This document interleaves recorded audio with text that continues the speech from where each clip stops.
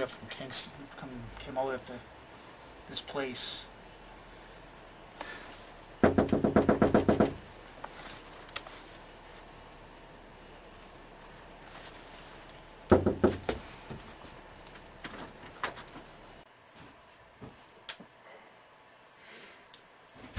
Do do do do do.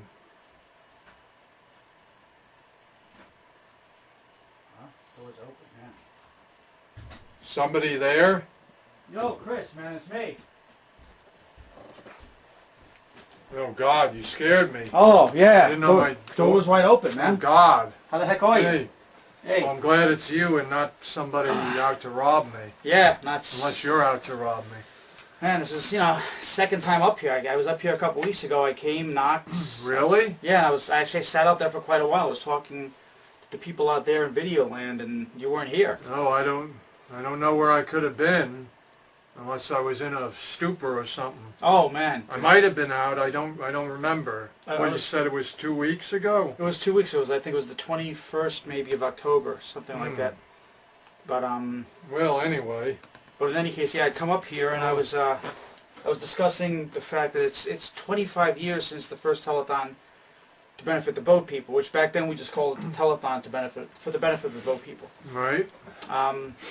And the reason I came up here, well, those of you that saw the prior segments to this, there was a segment with Steve, there was a segment with me by myself when I came up here alone.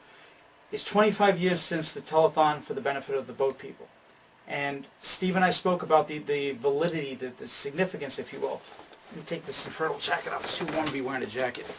I was actually, by the way, I was out of California, out on the coast, promoting my book, "The World Will Always Suck" by Jeff Vargan. Oh, congratulations on that, by the way. I heard about that. It's being carried in finer bookstores. St. Mark's Books will probably have copies. St. Mark's Bookshop. Yeah, I already have one on order from Amazon.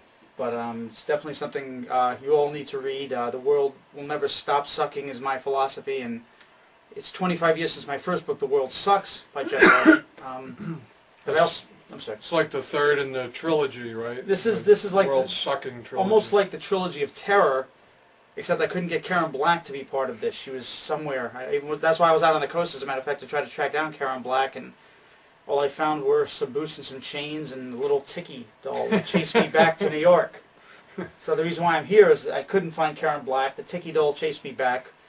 And I'm like, wow, I mean, like, to wear a leather jacket in California is not something you want to normally do. But it's a little bit cooler because it's actually November now, right?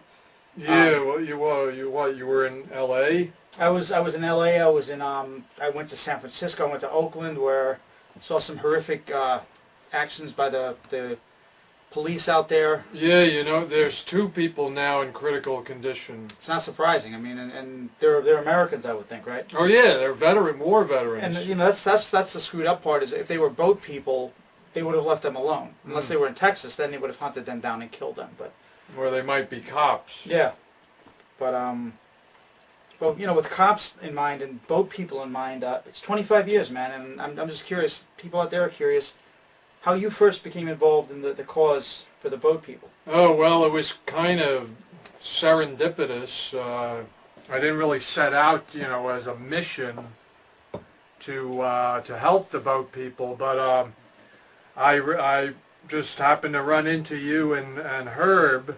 I forget exactly the occasion. It was some kind of symposium or video convention or something. We were snowballing, if you will, because back then cocaine was big and we didn't do drugs.